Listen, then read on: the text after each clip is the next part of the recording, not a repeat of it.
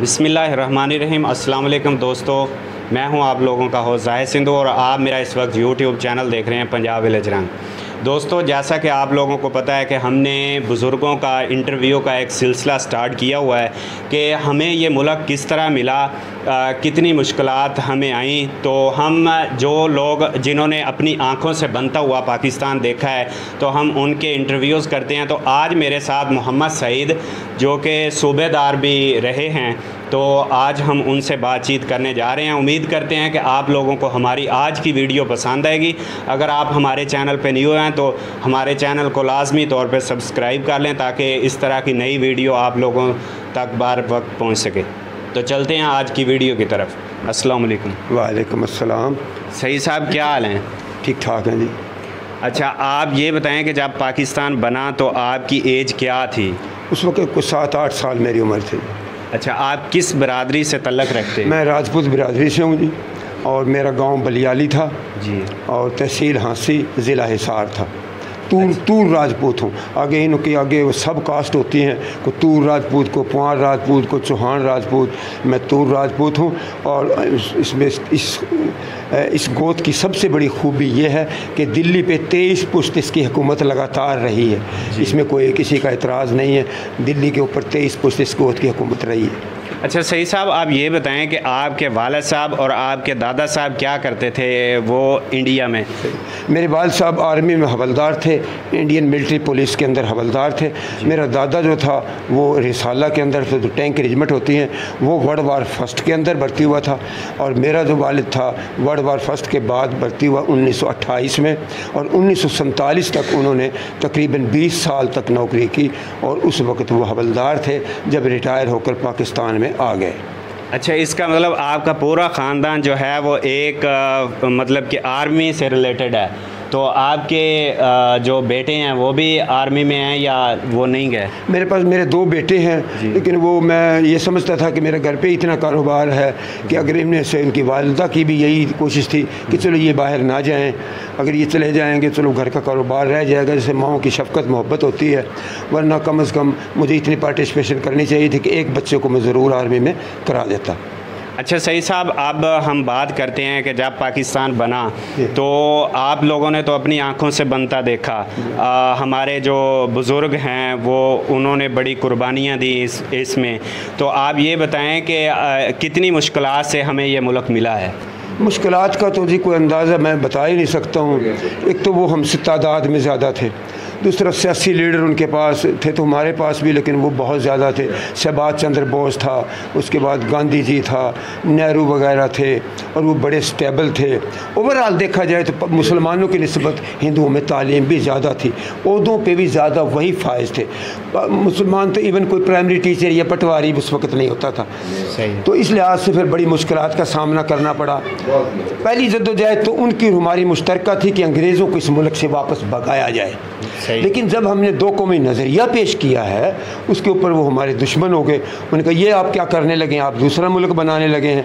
तो फिर कायदे आज़म ने उनको कन्विंस किया है कि हम इसलिए बना रहे हैं कि हम माइनॉरिटी में होंगे, थोड़े हैं, हमारा मज़हब अलग है, हमारा रहन सहन अलग है, इसलिए हमारा आपके साथ आइंदा गुज़र बसर होना नामुमकिन और मुश्किल है, इसलिए हमें अलग मुल्क चाहिए। जी, जब आप यहाँ पे आए हैं पाकिस्तान में तो आप सबसे पहले किस इलाके में गए थे? और शुरू में जब बंदा एक जगह से आता है, समझ लो कि उजड़ के आए थे हम, तो आप लोगों को फिर आप लोगों ने खाने वगैरह का वो सारा सिलसिला किस तरह स्टार्ट किया? इसका ये था जी, जो ही हम आए ज़्यादा दिन तो हमें नहीं लगे हैं, चूँकि हम ट्रेन के ज़रिए आए थे। और हिसार से लेके बरस्ता बठंडा फाजिल ये को तकरीबन 12 घंटे में पहुँच गए थे। वो भी ट्रेन कई जगह खड़ी हो जाती थी, वरना अगर तो लगातार चले तो ये 6 घंटे का रास्ता है। जब हम फाजिल का बंगला आए हैं तो क्रॉस करते ही आजकल जो तहसील मिंचनाबाद है इसका वो इलाका है, वहाँ एक भोले वाली मंडी, मैकलाउडगंज उसका नाम है उस स्टेशन का, लेकिन भोले वाली मंडी के नाम से मशहूर है। वहाँ हमारा हमारा कैंप बन गया। कैंप कोई मुनज़्ज़म नहीं था, किसी ने झोंपड़ी बना ली है, किसी ने कपड़े तान लिए हैं। वहाँ आर्जी तौर पे हम 22 दिन तक रहे हैं और बसर गुजर के लिए तो यही था, अगर किसी के पास कुछ नकद पैसा था वो किसी ने नहीं लूटा है। घर का साजो सामान या दाने आटा वगैरह तो सब ज़ाहिर वहाँ रह गया है ना, लेकिन बर्तन भी रह गए हैं, क्रॉकरी रह गई है, लेकिन जो नकद पैसा था वो किसी ने नहीं छीना है। तो उस वक्त पैसे की बड़ी कदर थी, 1 रुपये में भी आदमी 2 दिन गुजार देता था। तो वहाँ आने के बाद फिर वो सिलसिला शुरू हो गया। फिर वहाँ से जल्दी ही हम दुनियापुर आ गए। दुनियापुर चूँकि तहसील तो उस वक्त नहीं थी, लेकिन बहुत अच्छा कस्बा था। वहाँ आने के बाद लोगों ने कोई छोटा मोटा काम शुरू कर दिया, छोटी मोटी खेती बाड़ी, 2-4 मवेशी पाल लिए। और कुछ हमें दुनियापुर आने के बाद माली इमदाद मिल गई, कुछ चरपाइयाँ मिल गई, हिंदू सिख वगैरह जो छोड़ के गए थे, कुछ बर्तन मिल गए, कुछ ज़रूरियात ज़िंदगी का सामान हमें वहाँ से उनके स्टोर तोड़ के हुकूमत ने हमें तकसीम कर दिया था। उससे भी काफ़ी आसरा हो गया हमें। लेकिन प्रॉपर जो तरीका इसका खेती बाड़ी का सिलसिला है, ये मुबारकपुर में आने के बाद शुरू हुआ है, क्योंकि ज़मीन की अलाटमेंट यहाँ हुई है। पर हेड 1 एकड़ गवर्नमेंट ने आर्जी तौर पे दिया था।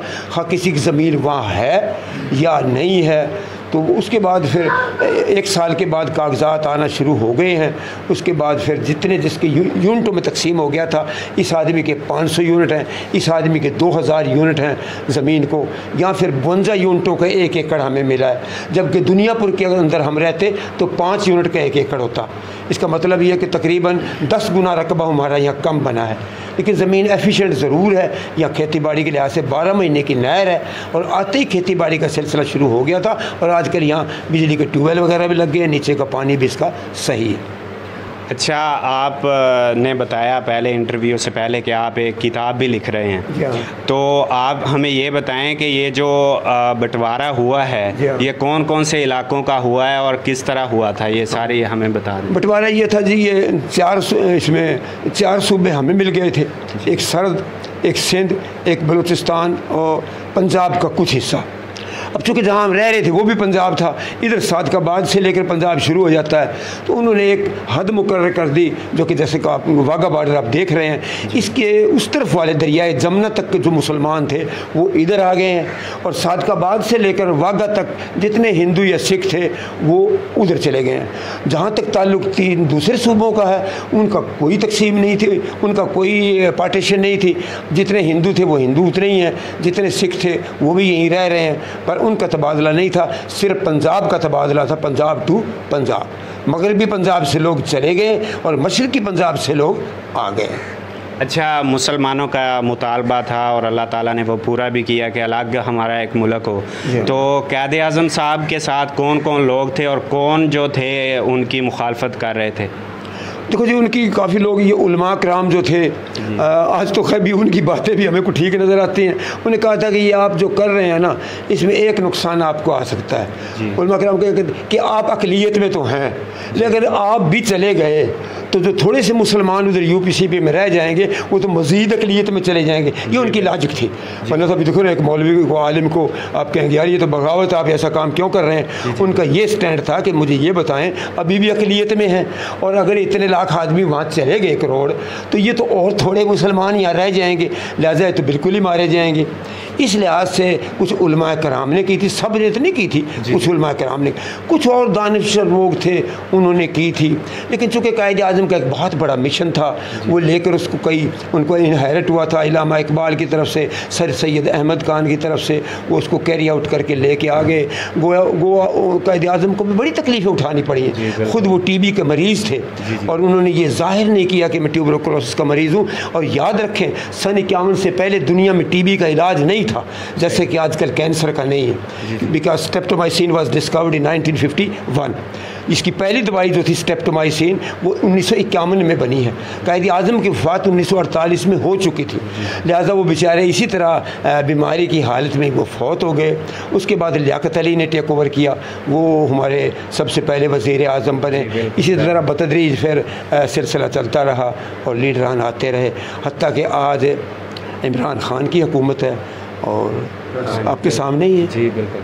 अच्छा, आपने पाकिस्तान में आके फिर कहाँ से तालीम हासिल की और आपने कौन कौन सी डिग्री हासिल की हैं? सबसे पहले मेरी बेसिक तालीम इसी मुबारकपुर की है और मैंने पाकिस्तान आर्मी को अंडर मैट्रिक ज्वाइन किया था। अच्छा। और मेरी कोई एबिलिटी नहीं थी। बाकी मैंने जितनी भी तालीम है, मेरी मिलिट्री की डिग्रियां हैं, तमाम तालीम मैंने वहाँ हासिल की है।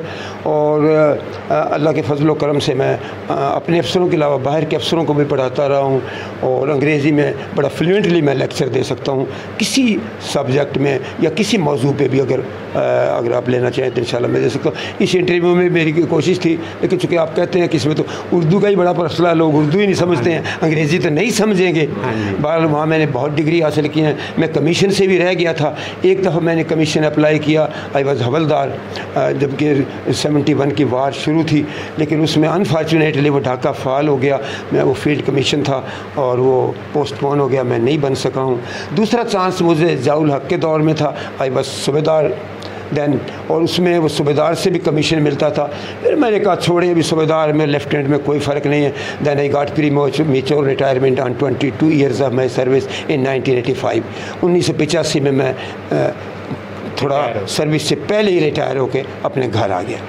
अच्छा, आपने कौन कौन सी डिग्री हासिल की? डिग्री मैंने army special class certificate of education है, जो कि ग्रेजुएशन से बड़ा है, मास्टर के लगभग है।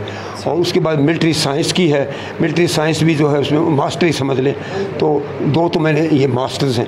बाकी जो मेरी प्रोफेशनल डिग्रीज़ हैं उनको तो मैं टॉपर हूँ, तकरीबन हर कोर्स का टॉपर या सेकंड टॉपर हूँ। यानी पूरी आर्मी के लोग जहाँ इम्तिहान पास करते थे, कोर्स के लिए जाते थे, वहाँ या तो मैं टॉप करता था या किसी धांधली वांधली की वजह से मेरी सेकंड पोजीशन भी आ जाती थी। ये था मेरा। अच्छा सर, ये बताएं कि आपने अपने दौर में 2 मतलब के मेन जो जंगें हुई हैं वो भी आपने देखी हैं। तो जब जंग होती थी इंडिया के साथ, तो हमारी जो कौम है उसका जज्बा क्या होता था? तो जी 65 का तो मैं आपसे बताऊं, उस जज्बे का तो मैं जिक्र ही नहीं कर सका हूँ। एक दफ़ा हम वहाँ से लड़ाई का ऐलान होते ही खारियाँ से वापस आ रहे थे, तो जब हम लाहौर की तरफ आए तो इंडिया के जहाज़ों का ख़तरा था। हम फैसलाबाद रोड पे चले गए हैं कि वहाँ से चक्कर काट के हम इधर कसूर की तरफ आएंगे। अब यकीन करें कि रोड के दोनों जानिब पे जवान लड़कियाँ, कॉलेज की लड़के, बूढ़े बुज़ुर्ग, औरतें हमारे लिए खाना, दूध, फ्रूट वगैरह लेके खड़े हुए थे और इतनी हौसला अफजाई कर रहे थे, नारे लगा रहे थे। यानी इतना जज्बा कभी कोई आदमी सोच भी नहीं सकता है कि कौम में इतना जज्बा हो। हालांकि कई गुना बड़ा दुश्मन था हमारा, इसके बावजूद भी फिर जनरल अयूब ने फिर तकरीर की है, सदर अयूब ने। उसके बाद लोगों के रोंगटे खड़े हो गए हैं और हत्ता कि उसको शिकस्त को हमने फ़तह में तब्दील किया है और हिंदुस्तान को पता चल गया है, बल्कि पूरी दुनिया को पता चल गया है। बाज़ लोग तो ये कहते थे कि ये कौन सा मुल्क है जो भारत के साथ लड़ रहा है। जैसे अभी छोटे छोटे मुल्कों को हम भी नहीं जानते हैं, चाड को, लुटेविया को, इन मुल्कों किधर जानते हैं। तो वो पाकिस्तान को कई लोग तो बेचारे जानते भी नहीं थे ये कौन सा मुल्क है जो इतनी बड़ी ताकत के साथ पंजा आजमाई कर रहा है। तो इसके बावजूद हम तकरीबन फ़तह हासिल की और उसके बाद फिर 17 दिन की जंग के बाद सीज़ फायर हो गया। और फिर दूसरी जंग, आपको पता ही है कि हालात बड़े ख़राब हो चुके थे। 71 में हमसे ईस्ट पाकिस्तान अलग हो चुका था। कुछ फ़ौज हमारी तकरीबन 90,000 वहाँ अरेस्ट हो गई थी, POW बन गए थे। बाकी जो फ़ौज थी उसने भी यहाँ बड़ा दिफा किया है, लेकिन चारों तरफ से इंडिया ने हमला भी किया था, लेकिन को खातर खा हिंदुस्तान को उसमें कामयाबी हासिल नहीं हुई। जी सही साहब, हम आपके बहुत मशकूर हैं कि आपने अपने कीमती टाइम में से हमें टाइम दिया। Thank you very much, so kind of you. जी तो नाज़रीन, उम्मीद करते हैं कि आज की हमारी वीडियो आप लोगों को पसंद आई होगी। अपने होस्ट ज़ाहिद सिंधू को दीजिए इजाज़त, मिलते हैं नेक्स्ट वीडियो में। अल्लाह हाफ़िज़।